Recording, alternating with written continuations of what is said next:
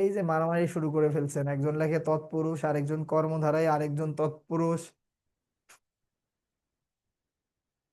আবার লেখে দিগু, আবার কর্মধারায় তৎপুরুষ। এইদিকে দেখেন, ভালো করে একটু মনোযোগ দেন। এই দেশ ভাগ, তার মানে এখানে কি পরপদের অর্থ প্রাধান্য পাচ্ছে, তার মানে এখানে কি ভাগই প্রধান, ভাগটা কি প্রধান। এখন যদি ভাগটা যদি প্রধান হয়, তাহলে এইদিকে ভালো করে লক্ষ্য করেন, তাহলে পূর্ব পদে কি সংখ্যার ধারণা আছে? এই পূর্ব পদে সংখ্যার ধারণা আছে?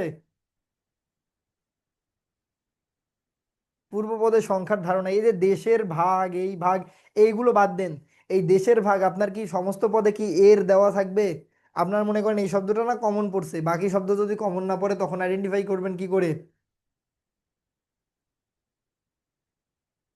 দেশের ভাগ, বি এ, যে ভাগ, ঠিক আছে।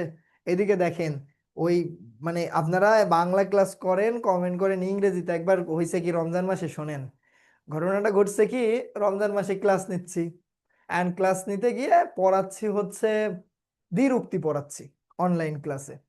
এখন দ্বিরুক্তি পড়াইতে গিয়ে একটা গল্প বলি, ওই পার্কে বসে থাকার কিছু গল্প থাকে না, এরকম একটা গল্প বলছি।